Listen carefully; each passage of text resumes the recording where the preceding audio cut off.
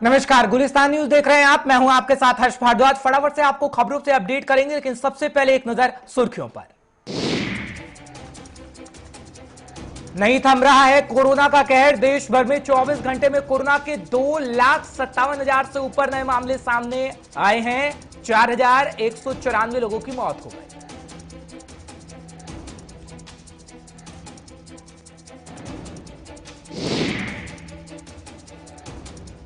Black fungus ने कई राज्यों में मचा है कहर। पहाड़ी इलाकों में ज्यादा आ रहे हैं ब्लैक फंगस के मामले।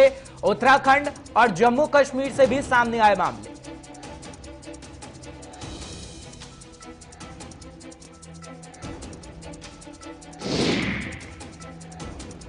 पंजाब में पिछले 24 घंटे में 5,000 से ऊपर कोरोना के केस सामने आए। दिशा निर्देश दिए गए पंजाब के सीएम की तरफ से। 172 मरीजों की मौत। विपक्ष कोरोना को लेकर लगातार सरकार पर कर रहा है हमला।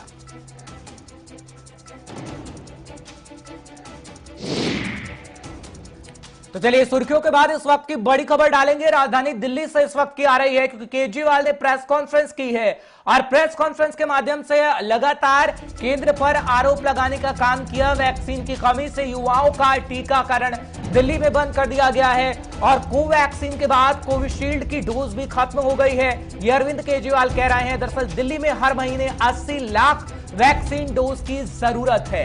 मई में 16 लाख, जून में 8 लाख वैक्सीन की डोज दी जाएगी, सीएम की तरफ से जानकारी दरअसल दी गई है। लेकिन वैक्सीन की कमी से युवाओं का टीकाकरण अब बंद कर दिया गया है। ये बड़ी जानकारी हम आप तक पहुंचा रहे हैं, क्योंकि वैक्सीन की कहीं ना कहीं हर एक राज्य में हम किल्लत देख रहे हैं। लेकिन केजरीवाल लगातार जानकारी दे रहे हैं दिल्ली के मुखिया की आखिर क्या दिल्ली में स्थिति है, क्योंकि हमने देखा जब ऑक्सीजन की कमी हुई तो केंद्र से मदद मांगी गई, केजरीवाल की तरफ से प्रेस कॉन्फ्रेंस की गई। उसके बाद दवाइयों की किल्लत, बेड्स की किल्लत को किस तरीके से खत्म किया गया वो हम लगातार देखते रहे। लेकिन अब अरविंद केजरीवाल वैक्सीनेशन की प्रक्रिया को लेकर ये कह रहे हैं कि आखिर वैक्सीनेशन की प्रक्रिया किस तरीके से चलाई जाए, क्योंकि वैक्सीनेशन की प्रक्रिया तो चला रहे हैं लेकिन वैक्सीन नहीं है। लेकिन सबसे पहले केजरीवाल ने क्या कुछ कहा वो आप सुनिए। हमारे संवाददाता जुड़ेंगे, उसके बाद डॉक्टर से भी मुलाकात करेंगे ताकि वैक्सीनेशन की प्रक्रिया किस तरीके से चले और लोगों को वैक्सीन लग जानी चाहिए कितने दिनों के अंदर,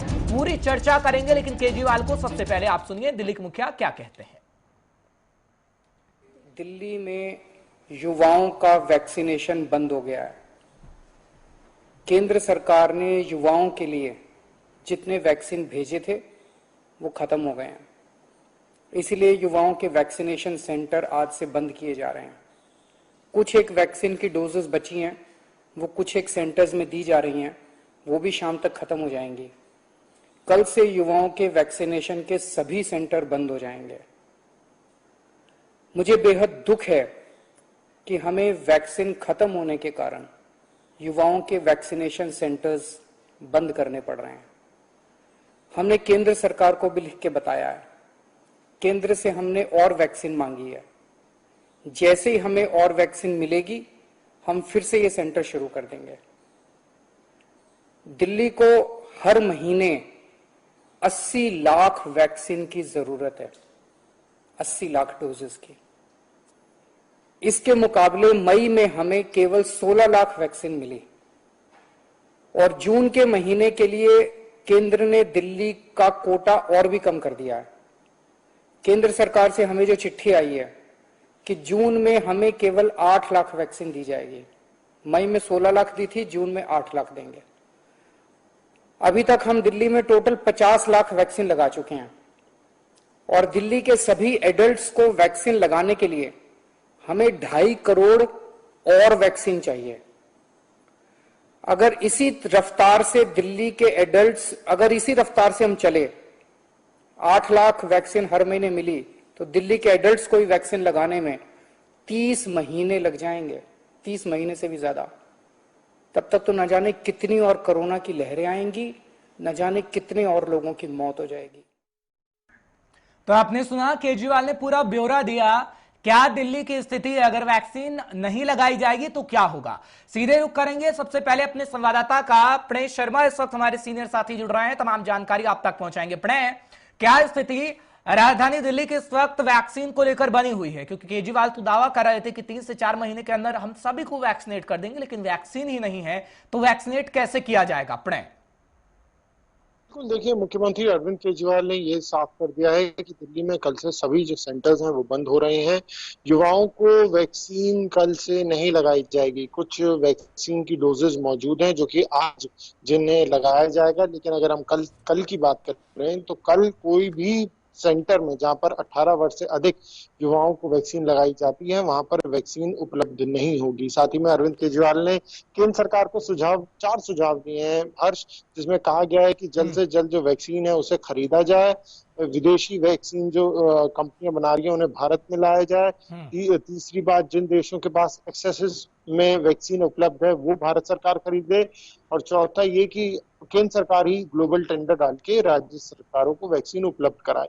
अब राजधानी में जहां पर एक तरफ मामले कम आने लग गए थे, संक्रमण दर कम होने लग गई थी, तो दूसरी अब परेशानी खड़ी हो गई है कि वैक्सीन नहीं है, और जब तक वैक्सीन नहीं लगेगी तो ऐसे में लॉकडाउन खोलना कितना ज्यादा सही कदम रहेगा, इस पर प्रश्न चिन्ह लगातार बना हुआ है। क्योंकि अगर कम से कम आधी आबादी को वैक्सीन लग जाए और उसके बाद आप लॉकडाउन खोलें तो काफी हद तक वो सही कदम भी रहेगा, लेकिन मौजूदा स्थिति को देखें अगर, तो ऐसे में वैक्सीन को खोलना काफी ज्यादा जो खतरनाक है वो भी साबित हो सकता है।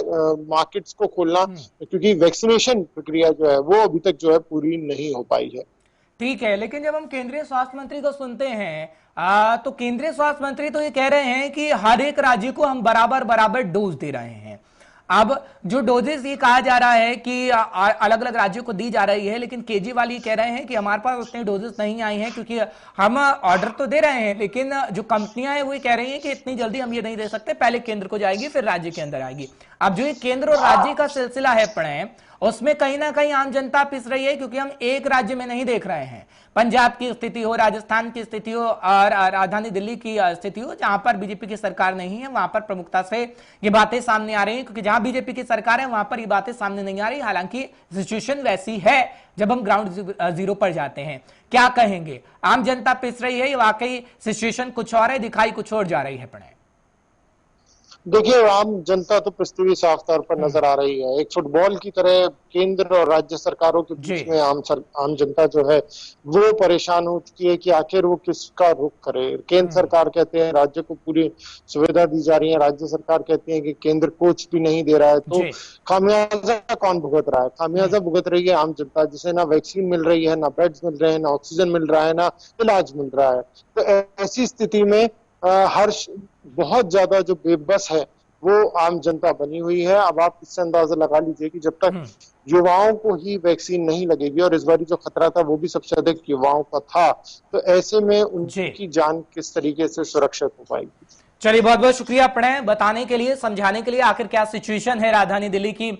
फिलहाल डॉक्टर हमारे साथ जुड़ेंगे और वो बताएंगे कि आखिर किस तरीके से जो वैक्सीनेशन की प्रक्रिया है वो कहीं ना कहीं होनी चाहिए हर एक राज्य में, क्योंकि तीसरी लहर की आहट हम कहीं ना कहीं इस वक्त देख रहे हैं। जो ये कही जा रही थी कि तीसरी लहर नवंबर तक आ सकती है, फिलहाल कोई इसकी तारीख नहीं दी जा रही थी, लेकिन कर्नाटक की सिचुएशन हमने देखी और कई राज्यों से खबरें सामने आ रही हैं कि बच्चे कोरोना संक्रमण का शिकार हो रहे हैं। अब अगर ऐसी स्थिति में वैक्सीन की डोजेस ज्यादा से ज्यादा लग जाती उनके माता पिता को, क्योंकि 45 साल से ऊपर के व्यक्तियों को भी हम वैक्सीन की डोज लगते हुए देख रहे हैं, लेकिन पहली डोज तो लग गई है लेकिन दूसरी डोजेस नहीं लग पा रही है। अब कई राज्यों ने 18 साल से ऊपर के व्यक्तियों को डोज लगाना बंद कर दिया है क्योंकि वैक्सीन है नहीं। अब इस सिचुएशन में हम डॉक्टर से ही अच्छे तरीके से समझ पाएंगे कि आखिर कैसे बचा जाए, क्योंकि वैक्सीन जब देश के अंदर नहीं थी तब भी हमने कोरोना से जंग को जीता था, लेकिन जब दूसरी लहर आई जो सुनामी के तौर पर थी, जब हमारे पास वैक्सीन थी, लेकिन वैक्सीन होते हुए भी अब वो नहीं लग रही है क्योंकि स्टॉक कहीं ना कहीं नहीं है। तो ऐसे में अब दूसरी लहर से कैसे बचा जाए, या यूं कहिए कि अब दूसरी लहर कम हो रही है, तीसरी लहर से कैसे अपने बच्चों को बचाया जाए, थोड़ी देर में डॉक्टर हमारे साथ जुड़ेंगे, वो तमाम जानकारी आप तक पहुंचाएंगे कि आखिर किस तरीके से जो वैक्सीनेशन की प्रक्रिया अभी चल रही है सुस्त रफ्तार से, उसको कितनी तेजी से सरकार को बढ़ाना चाहिए, और अगर हर एक व्यक्ति वैक्सीनेट हो जाएगा तो क्या हम भी इजराइल की तरह, क्या हम भी अमेरिका के उन इलाकों की तरह बिना मास्क के घूम पाएंगे। ये सिचुएशन आखिर कब भारत के अंदर आएगी, क्योंकि दिल्ली के अंदर अभी ऐलान कर दिया गया कि 18 साल से ऊपर के व्यक्ति को अब टीका नहीं लगेगा, यानी टीकाकरण अभियान जो 18 साल से ऊपर के व्यक्तियों के लिए था उसे बंद कर दिया गया है। और यही नहीं, जब हम जिक्र करते हैं पंजाब का, तो पंजाब के अंदर भी यही सिचुएशन है और यही कहा जा रहा है। फिलहाल डॉक्टर अनमोल हमारे साथ जुड़ रही हैं, तमाम जानकारी वो आप तक साझा करेंगी वैक्सीन को लेकर, समय समय पर हमारे साथ आती रही हैं। बहुत बहुत शुक्रिया डॉक्टर अनमोल हमारे साथ जुड़ने के लिए। फिलहाल हम वैक्सीन का जिक्र कर रहे हैं, क्योंकि जब हम वैक्सीन का जिक्र करते हैं ना, तो हमने अमेरिका का एग्जाम्पल देखा, इजराइल का एग्जाम्पल देखा कि किस तरीके से लोग बिना मास्क के अब घूम रहे हैं, क्योंकि वैक्सीनेट सभी को किया जा चुका है। भारत में अभी टाइम ज्यादा लगेगा, और पहला जब फेस आया कोरोना का तब हमारे पास इलाज नहीं था, इलाज तो अभी नहीं है लेकिन वैक्सीन नहीं थी, तब हमने जंग को जीता। दूसरी लहर सामने आई तो ये तो भरोसा था कि हमारे पास वैक्सीन है, लेकिन वैक्सीन अब लग नहीं रही सभी लोगों को। ऐसे में क्या आप सुझाव देंगी कि कैसे लोग कोरोना से बचे? अगर एक डोज लग गई है, दूसरी डोज नहीं लगी है, तब भी कोरोना से पीड़ित कहीं ना कहीं लोग होंगे, वो कैसे बचे? क्योंकि तीसरी लहर की आहट आ गई है और हम कई राज्यों में देख रहे हैं बच्चे कोरोना संक्रमित हैं। डॉक्टर अनमोल, देखिए, अभी हमारे पास वैक्सीनेशन 18 से ऊपर की चालू हो गई, 18 से नीचे की हमारे पास अभी तक वैक्सीनेशन नहीं है। पर लगातार गवर्नमेंट और बचे हुए देश, जो दूसरे देश है जैसे अमेरिका है, कनाडा है, उन्होंने ट्रायल्स चालू कर दिए हैं। उनको देखकर और वैज्ञानिकों की सलाह के अनुसार भारत ने भी ट्रायल चालू कर दिया। पर जब तक हमारे पास वैक्सीन नहीं है, बच्चों के लिए हमारे पास अभी खतरा है, जो भी परिस्थितियां हैं। तो इससे बचने का बस एक ही उपाय है कि आप बच्चों को घर के बाहर ना लेके जाएं। अगर आप कहीं जा भी रहे हैं तो बच्चों को साथ ना लेके जाएं। बच्चे चाहते हैं उनको से बाहर ना भेजे। और जो बड़ों के लिए जो गाइडलाइंस है वो हम सभी जानते हैं कि हमें क्या प्रोटोकॉल फॉलो करना है, गवर्नमेंट की क्या गाइडलाइंस फॉलो करनी है, तो आप उसे फॉलो कीजिए। और यहाँ आपको मीडिया है, न्यूज़पेपर्स है, जो सब सोशल मीडिया हैंडल्स है, वो सब आपको तमाम जानकारी दे रहे हैं कि कितनी गंभीर हालत है। और अभी 10 दिनों से हम कंट्रोल में आ रहे हैं, तो उसे हमें पूरी तरीके से अगर हम कंट्रोल चाहते हैं तो हमें उन चीजों को फॉलो करना होगा। ठीक है डॉक्टर अनमोल, बहुत अच्छी बात आपने कही है। लेकिन जब हम जिक्र करते हैं ना, क्योंकि ये कहा जा रहा था जब हम एक्सपर्ट से बातचीत करते हैं, कल हम ब्लैक फंगस को लेकर जिक्र कर रहे थे, लेकिन आज कोरोना की वैक्सीन पर चर्चा करें, ये कहा जा रहा था कि अगर माता पिता को सबसे ज्यादा वैक्सीनेट हम कर पाएंगे तो बच्चों को कहीं ना कहीं हम बचा पाएंगे। लेकिन अब वो सिचुएशन रही नहीं। अब क्या है कि कहीं ना कहीं हमें ये तैयारियां खासकर करनी होगी, क्योंकि जिस तरीके से बात चली है कि बच्चों के साथ तो माता पिता रहेंगे ही, अगर कोई कोरोना संक्रमित होता है तो अस्पतालों में खासकर ऐसे क्या प्रबंध किए जाने चाहिए? क्योंकि अगर छोटा बच्चा है तो खासतौर पर माता पिता तो रहेंगे ही, क्योंकि कोरोना ने सबको दूर कर दिया है। तो अस्पतालों में ऐसी क्या व्यवस्था होनी चाहिए? क्योंकि अस्पतालों में जब ऐसी सिचुएशन आती है तो बेड की किल्लत हम देखते हैं, और सिचुएशन कितनी बुरी रही दूसरी सुनामी में कोरोना की, वो तो सबने देखा। डॉक्टर देखिए, जो अगर बच्चे को होता है कोरोना, तो या तो उससे माता पिता से होगा या कोई जो भी घर में रह रहे हैं, क्योंकि बच्चा बाहर नहीं जाता, या तो बाहर से कोई आ रहा है तो उसे उनसे संपर्क में आने से कोरोना होगा।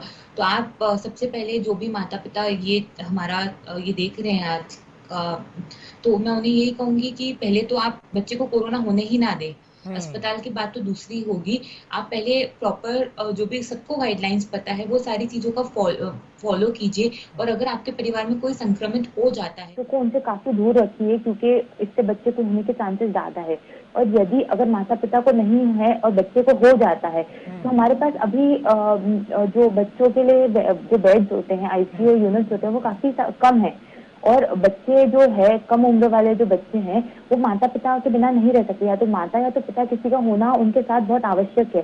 तो उसके लिए हम ऐसे कुछ यूनिट्स बना सकते हैं जहां बच्चे और माता पिता साथ में रह सकते हैं और वो आइसोलेट हो सकते हैं, क्योंकि अगर दूसरे बच्चों से दूसरे बच्चे को भी खतरा हो सकता है। तो थोड़े आइसोलेशन यूनिट बच्चों के लिए हमें बनाने चाहिए, जहाँ उनके कोई भी माता या पिता रुक सकते हैं और उनकी देखभाल कर सकते हैं। इसकी हमें बहुत आवश्यकता है। पर सबसे महत्वपूर्ण चीज है कि हमें जागरूकता और फैलानी चाहिए कि बच्चों को कोरोना हो ही ना, कि हमें ये आपदा ही ना आए।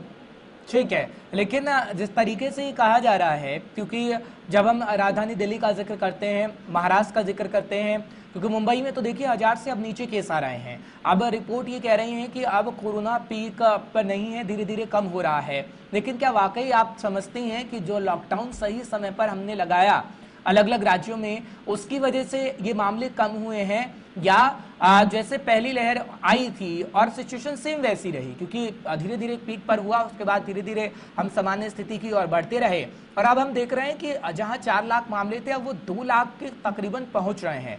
क्या ये स्थिति और ठीक होगी डॉक्टर अनमोल? क्या जो पीक पर कोरोना था अब वो कहीं ना कहीं नहीं है, और क्या पाबंदियों की वजह से और हम कोरोना को हरा सकते हैं? क्योंकि चुनौतियां बड़ी हैं, कहीं ना कहीं हमें अनलॉक की तरफ बढ़ना पड़ेगा। अनलॉक की तरफ बढ़ेंगे तो लोग जाहिर सी बात है घर से बाहर निकलेंगे और केसेस बढ़ने के चांसेस हैं। देखिए, जो गवर्नमेंट ने गाइडलाइंस बनाई है, जो भी लॉकडाउन हुआ है वो एक तरीके से बहुत फायदेमंद साबित हुआ है, पर लॉकडाउन एकमात्र उपाय नहीं है। एक बड़ी चिंता का विषय आज हमारे देश में ये है कि 2 साल से लॉकडाउन हो रहा है, तो लोग कोरोना से मर रहे हैं, भुखमरी से मर रहे हैं। एक ये बड़ी चिंता का विषय है। तो लॉकडाउन एक मात्र उपाय नहीं है। दूसरा उपाय ये है कि आज वैक्सीनेशन लग रही है, बढ़ चढ़कर वैक्सीनेशन लगाई जा रही है। हमारे पास जब वैक्सीनेशन की कमी थी, दूसरे देशों से वैक्सीनेशन मंगवाई जा रही है, वैक्सीन मंगवाई जा रही है, लगा रहे हैं लोग, तो ये एक कंट्रोल में आ रहा है इस वजह से भी रेशो। और एक और रीजन है कि अगर हम देखेंगे कि इस पिछले 20 दिन पहले की अगर मैं बात करूंगी, हमारे पास कोरोना के कुछ ज्यादा ही केस थे पूरे भारत में, और हमने बहुत लोगों की मृत्यु सुनी है, बहुत सारी चीजें सुनी है। तो इससे लोग जागरूक हो गए होंगे, लोगों को भी समझ में आ रहा होगा कि कैसे गंभीर स्थिति है, तो लोग जो प्रोटोकॉल फॉलो नहीं भी कर रहे थे वो भी फॉलो करने लगे हैं। तो ये 10 दिन में हमारे पास ग्राफ काफी नीचे आया बढ़ने के वजह।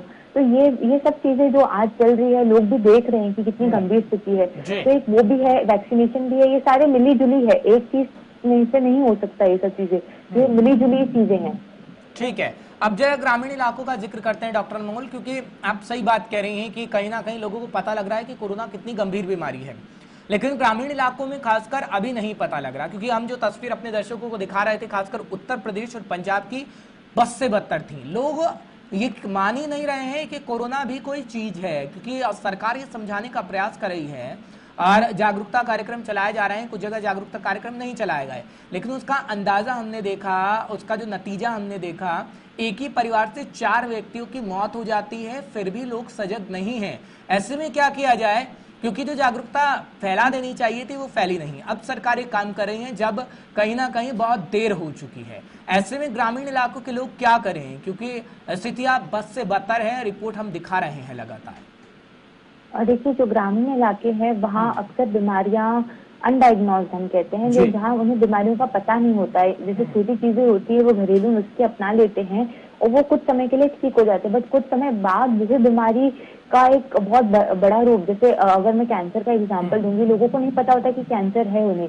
यहाँ हम शहरों में तो तुरंत डॉक्टर के पास जाते हैं, स्कैन करवा लेते हैं, डॉक्टर बता देता है, पर वहाँ ऐसा नहीं होता है। लोगों की मृत्यु हो जाती है तो पता चलता है कि ये कैंसर से मरे हैं। तो वैसे ही पहले कोरोना का उन्हें पता नहीं था।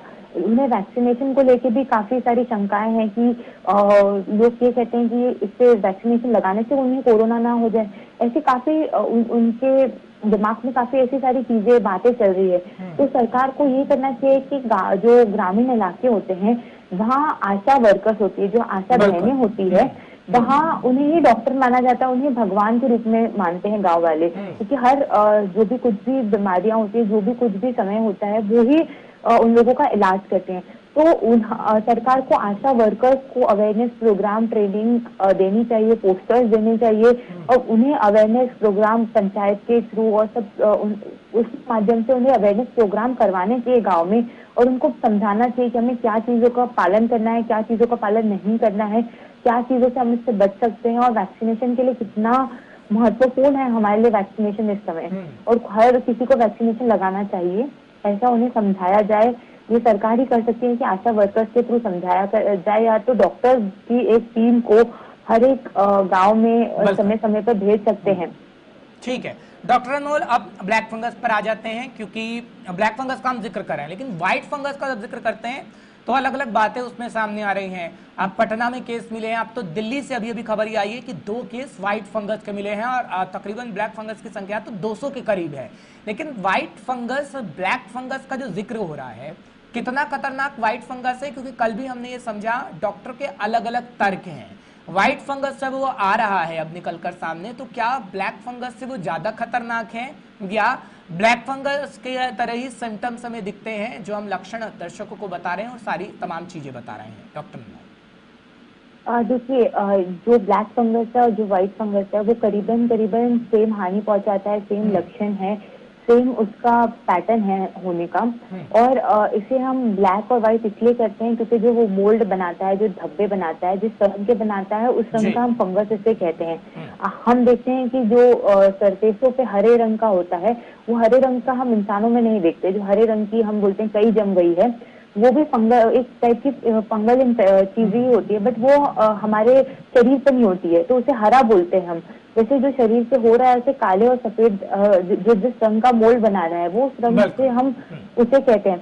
और इसमें जो हानि हो रही है वो करीबन सेम ही हानि हो रही है और इसमें ज्यादा कुछ फर्क नहीं है।